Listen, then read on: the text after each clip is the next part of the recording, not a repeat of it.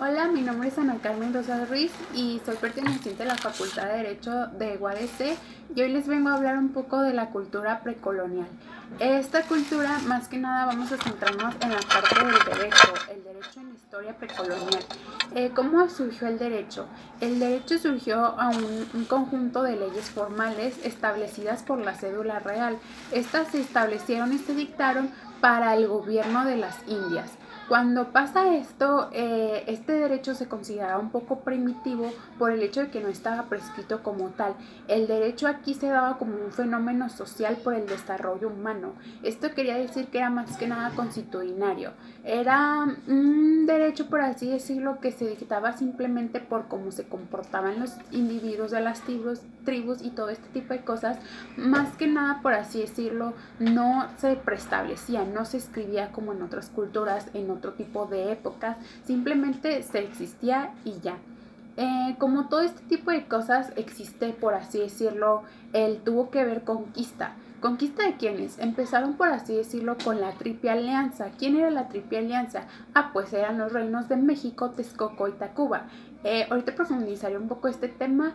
Simplemente voy a decir que esta Triple Alianza empezó a ir a querer colonizar varias regiones a sus alrededores. Obviamente esto empezaron, no sé que no llegaron como ofreciendo una tacita de té y este tipo de cosas que uno pensaría, pues no se llega así en una conquista, pero obviamente no se vieron primitivos, por así decirlos, ya que ofrecían a cambio cuando llegaban a conquistar algo, a los conquistados ofrecían el pago del tributo, ofrecían también municiones y también ofrecían armas y soldados para sus guerras. Esto era en conjunción para que no existiera, por así decirlo, algo como muy brusco, por así decirlo, así lo veo yo. También llegaban a un acuerdo militar y también económico. Esto se establecía para ya como que adoptar que ya habían sido conquistados y que pertenecían a este tipo de alianzas, ya iban a hacer en conjunción pues algo, así se dictaminaba. Nunca llegaron a quitar los usos y costumbres de cada tribu. Esto se les dejaba y se les permitía seguir, solamente querían como que unirse, hacer una conjunción. Pero a pesar de cómo se veía muy a menudo esto del el compartir la interacción entre conquistadores con conquistados, estos empezaron a adoptar leyes que tenían la triple alianza.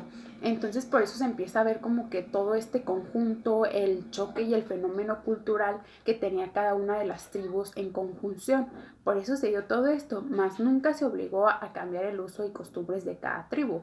¿Qué empieza con la triple alianza? Pues la triple alianza pues te da, como ya dije, en los reinos de México, Tacuba y los de Texcoco. Pues estos simplemente no eran muy democráticos, por así decirlo, muy conjuntos, y a pesar de eso cada uno tenía su independencia, cada uno establecía pues sus principios y todo esto, pero estos eran un conjunto de se hizo una monarquía conjunta, por así decirlo. Estos, a pesar de tener dichas ideas y compartirlas, pues ellos también se establecieron y tomaban decisiones en conjunto antes de tomar todo este tipo de cosas. A pesar de que eran un solo poder, pues solamente se complementaban entre ellos para hacer solamente pues una alianza en conjunto.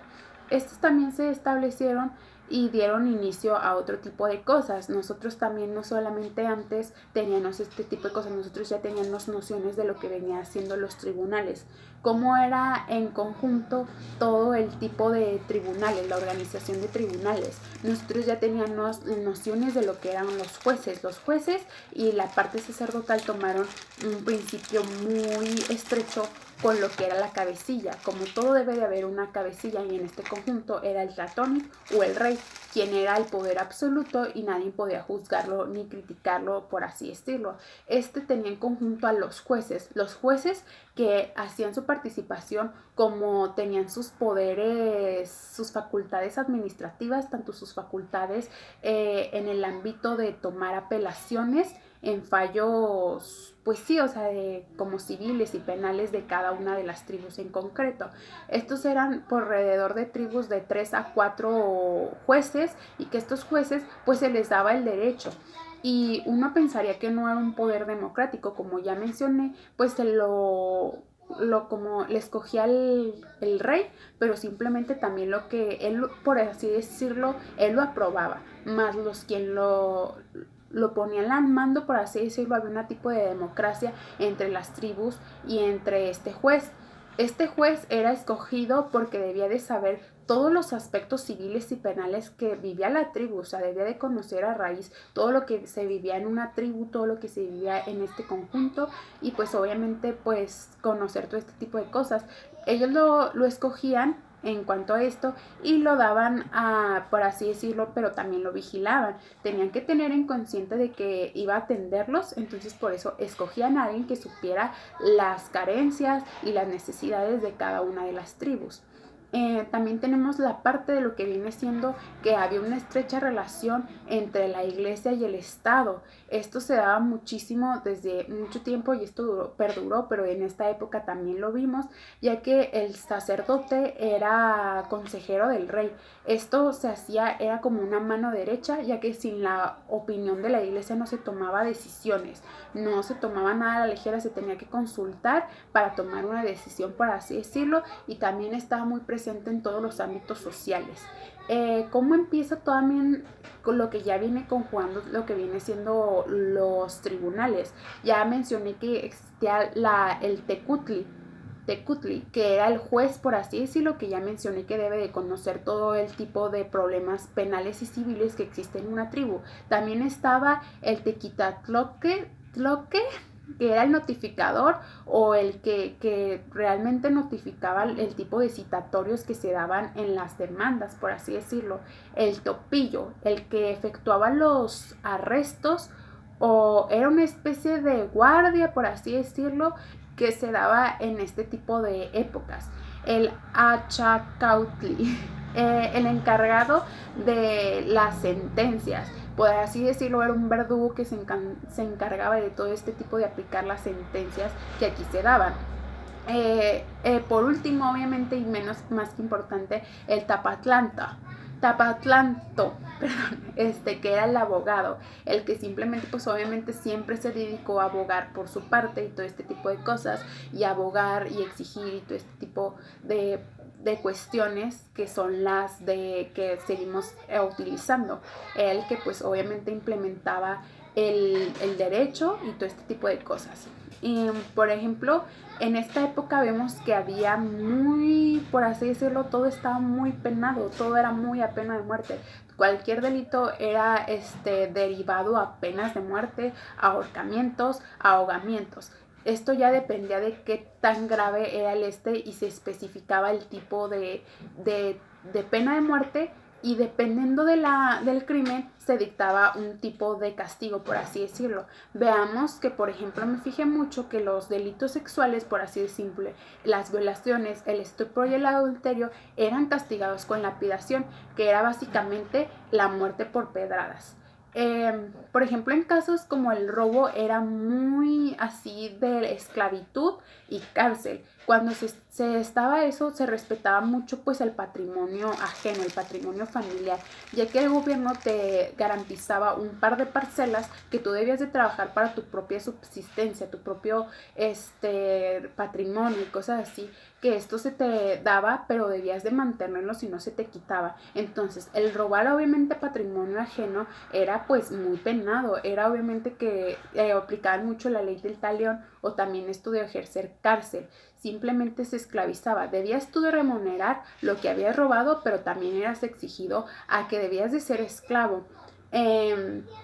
También, por ejemplo, como se tenía mucha conjunción con la iglesia, todos los estos de hechicería y alcahuatería eran obviamente castigados con ahorcamiento y este tipo de cosas, pues obviamente en juzgar en vano a la iglesia, quitarle el poder y obviamente pues serán castigados. Más que nada siento que pues obviamente cualquier castigo pues era como que muy diferente, por así decirlo, pero se basan simplemente en este tipo de cosas. Era muy visto lo de la pena de muerte. También obviamente se podía utilizar con palos y todo este tipo de cosas, pero en general es esto.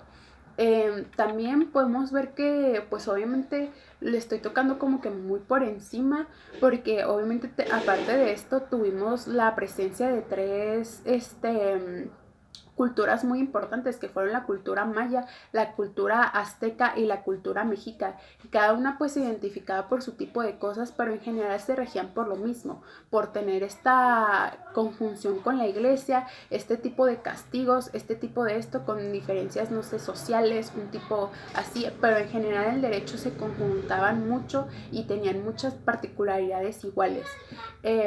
Pues más que nada creo que este video ya se está alargando muchísimo. Solamente yo quería hacer mención que mucha gente cree que el derecho precolonial era muy primitivo.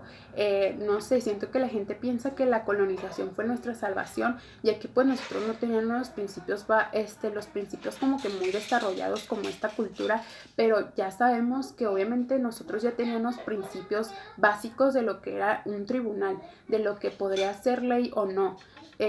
Pues obviamente no necesitábamos que llegaran así, por decirlo. El derecho es una rama que siempre se va transformando, se va muy a estar renovándose a cada tiempo, y por los diferentes tiempos y los cambios y todo este tipo de cosas.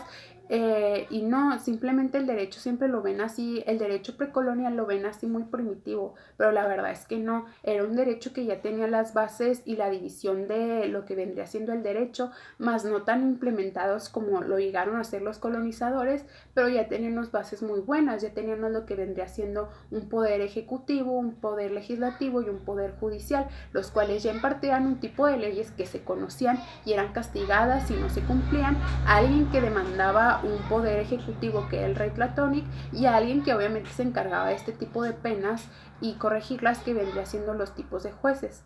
Por mi parte es todo, espero les haya gustado. Es un video un poco largo y así, pero espero se les haya hecho muy interesante, por así decirlo, y que sepan un poquito acerca de que el derecho en la historia también es importante, ya que fue las bases fundamentales para complementar el derecho que hoy somos, pero obviamente se va a renovar. Por mi parte es todo, me despido, soy Ana Carmen y espero les haya gustado mucho.